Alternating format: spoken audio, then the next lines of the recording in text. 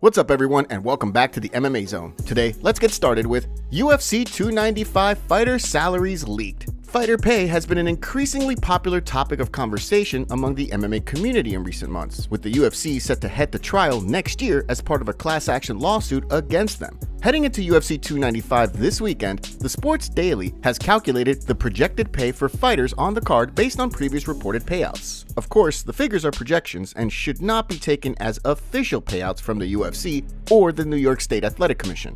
With that in mind, let's dive in, starting with the main event clash between Jiri Prochazka and Alex Pereira for the vacant light heavyweight title. According to the Sports Daily, the projected payout for both men comes in slightly above $500,000, with the Czech Samurai projected to make a reported $504,500, and Poatan projected to make just a little bit more at $506,000. In the co-main event, Sergey Pavlovich and Tom Aspinall will compete in a highly anticipated short-notice interim heavyweight title fight. After stepping up on short notice, both men are projected to make $256,000.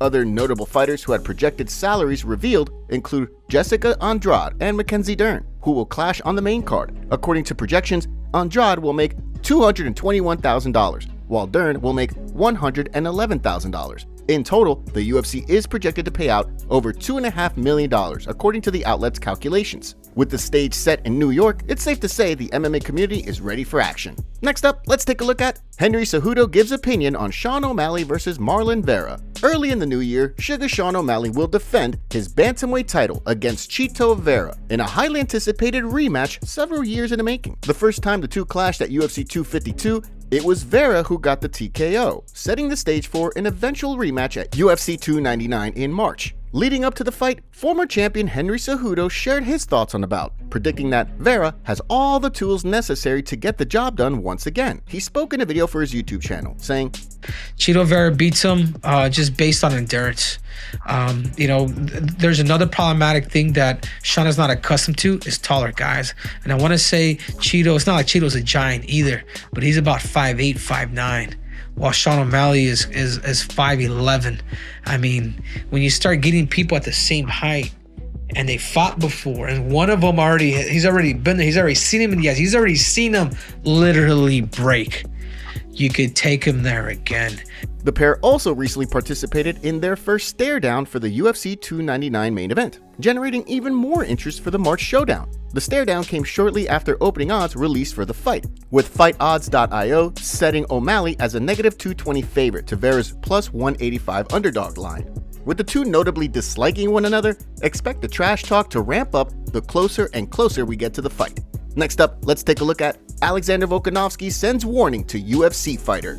UFC CEO Dana White recently announced 3 main event fights for the new year, which included featherweight kingpin Alexander Volkanovski's fight with Ilia Topuria in February at UFC 298. Volkanovski had expressed a desire to return to action sooner rather than later after his recent loss to Islam Makhachev, targeting a return in January. Given the February booking, the situation confused fans, many of whom were quick to question why Volkanovski is not fighting in January. During a recent appearance on Main Event for Fox Sports Australia, he spoke about the decision, stating that a January return after being knocked out is simply too short of a turnaround. He then shifted gears, discussing Topuria as an opponent, stating, "Oh, he is. He's a powerful dude. He's very."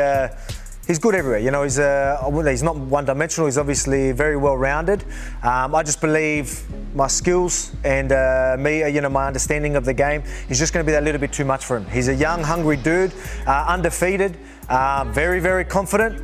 But I think he needs a little bit of humbling, so I'm glad to be the man to do that. With Volkanovski eager to return to the win column after suffering the first KO loss of his UFC career, the stakes are at an all-time high when he returns to 145. Next, let's take a look at Sean Strickland goes off on women MMA fighters. When a vacant women's bantamweight title fight was announced for UFC 297 in Canada, many fans were unhappy with the booking, fearing that the bout would fall into the main event spot. Shortly after, it was announced that Sean Strickland would be fighting Dricus du Plessis on the main event, prompting a controversial response from the middleweight champion, where he stated that he was asked to help the female fighters do their job and sell pay-per-views.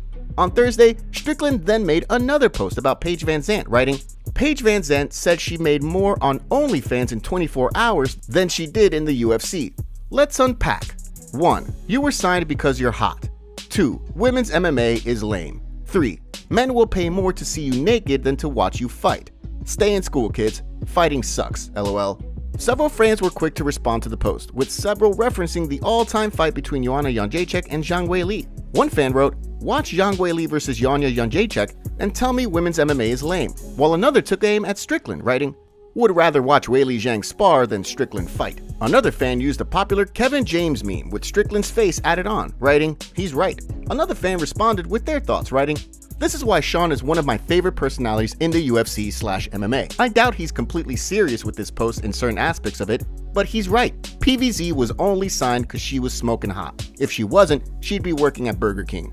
Given Strickland's outspoken nature, many members of the MMA community are expecting him to be in peak form and dishing out the controversial takes when the time comes for the UFC 297 press conference. Live from New York this weekend, we've got the vacant light heavyweight title fight between two former belt holders squaring off to get the title of champ back. I've partnered with DraftKings to bring you all an exciting new offer. Right now, new customers who sign up using my promo code MMAZone and bet just $5 on any of this weekend's matches will receive $200 in bonus bets instantly. That's right, new customers will instantly receive $200 in bonus bets when they bet just $5 on any of this weekend's fights. Stay in on the action and use your $200 in bonus bets on DraftKings same fight parlays for a shot at an even bigger payout. Combine multiple bets together from the same fight, including number of rounds and method of victory.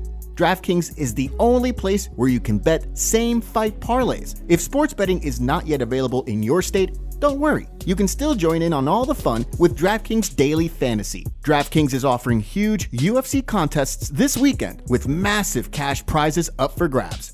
Download the DraftKings Sportsbook app now. New customers use promo code MMAZone and bet just $5 on any wager and get $200 in bonus bets instantly. That's promo code MMAZone, only at DraftKings.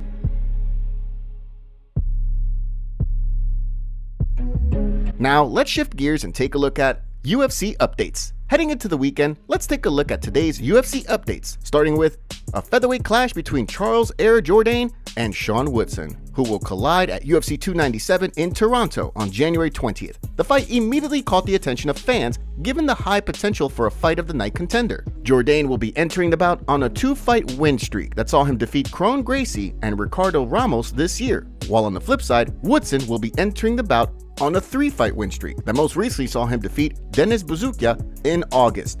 Shifting gears, we have some new additions to the UFC roster amid ongoing cuts. Heading into UFC 295 this weekend, Danis Buzukja, who as previously mentioned lost to Sean Woodson in August, has been re-added to the roster ahead of his clash with Jamal Emmers this weekend. In addition, Kevin Borjas has been added to the UFC's roster ahead of his clash with Joshua Van this weekend at UFC 295. Borjas had previously picked up a win on Dana White's Contender Series back in August, improving his professional record to 9-1. Last but certainly not least in the way of UFC updates, the UFC has inked a multi-year deal with Sportsnet in Canada that will go into effect in the new year. The deal marks a reunion between the two sides after a brief partnership from 2011 through 2014, and it will see Sportsnet host weigh-in shows, post-fight shows, and press conferences for Canadian fans, in addition to UFC events.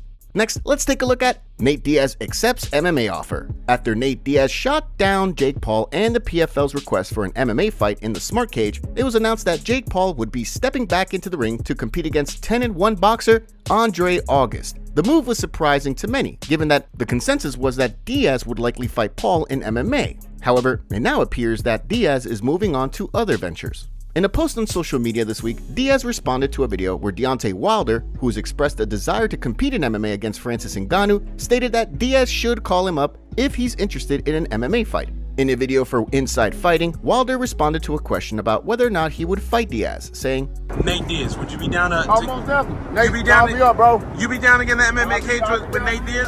I'll be down to get in there with Nate for sure. You think you could take him in the cage? Man, we gonna see. All right. There's only one way to find out. In response to the video, Diaz wrote, "Let's get these contracts written up ASAP. Real fight shit. Respect to a real fighter down to fight for real. All love to boxing, but this is different. Real LFG 1993.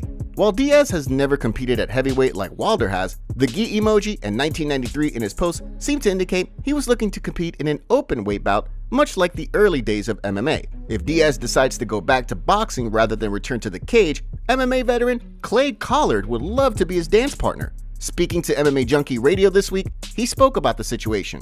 You know, if the money's right, I would love to box again. I've been talking a little bit of on Jake Paul on Twitter and stuff like that, hoping to beat him up. Nate Diaz boxing looked like dog, in my opinion. So yeah, I'd like to. I'd like to box. I like boxing. I'm good at boxing. With plenty of options, it seems like it's only a matter of time before Diaz finalizes his next fight. Next, let's take a look at Dillon Danis calls out Paddy Pimblett. With Paddy Pimblett and Tony Ferguson on a collision course for the end of the year, Dillon Danis seems eager to get his foot in the door as he continues to angle for a bout in the UFC. Amid posts of Ferguson going through Hell Week with retired Navy SEAL David Goggins, Danis has taken to social media with a poster for the Ultimate Fighter showcasing he and Pimblett. Along with the photo, Danis made another post, writing, "My UFC debut against Paddy Pimblett will be quite the show. The build-up alone would be electric. And if we want to add some fun, we could be coaches on the Ultimate Fighter and have our fight at the end. Imagine the entertainment that would generate. Let's give the people what they want and make fighting entertaining again."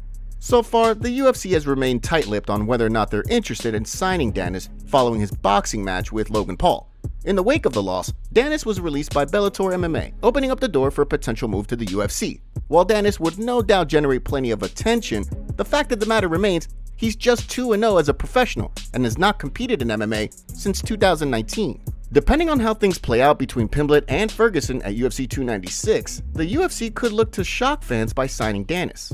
The MMA community goes off on Khabib for scamming. Khabib is being accused of scamming his fans on social media for crypto and NFTs. Khabib promoted the NFT coin GMT, which mined Bitcoin without using the equipment to mine. Since Khabib endorsed the coin to his fans, the coin has tanked over 80%. Khabib addressed this situation by saying on Instagram, "It's taking you a little bit longer because you're not lying, scamming, manipulating, using other people, or selling your soul." Here's what fans had to say. "Khabib scams people for legacy, not for money. How do you have more morals than Khabib, who scams his loyal fans with NFTs? Khabib scams his audience with NFTs and said he'd come back for 100 million or something like that. And so what? I'd rather have money when I'm old than a belt living in an ugly-ass mountain when I'm old. Currency is better than legacy." Khabib f***ed his cousin too, and T-Bow took him down. "I thought you Muslims were supposed to be against scamming people on crypto gambling scams, but it's okay when Khabib does it?" Noted. Imagine being a Khabib Nurmagomedov fan in 2023. Bullies homeless people, stat-padded record against OO bums, ran away from the sport at age 31. Should have taken it. Now he's pushing crypto scams to his Muslim audience. Khabib is probably the richest because he scams all his inbred fans on Twitter. Khabib is a black belt in crypto scams. Top comments. The size difference between Alex and Daniel literally shows how great Daniel was. Dude was destroying giants. So underrated. Helwani thinks just because he thinks he has an inside scoop that all the info he puts out is accurate. I wouldn't be surprised though if he is being fed false information just so he thinks he is announcing something, then it backfires on him. Dana might be petty with these enemies, but he's changing fights just to make Helwani look dumb. Just sounds dumb. My man living in a dreamland. Someone responded with, "Ariel acting way more important than he actually is." Make sure to leave a comment and you might get featured in our next video. Thanks for watching. If you enjoyed, make sure to subscribe and turn on notifications to never miss any MMA news. Check out our video from yesterday if you missed it. See you tomorrow.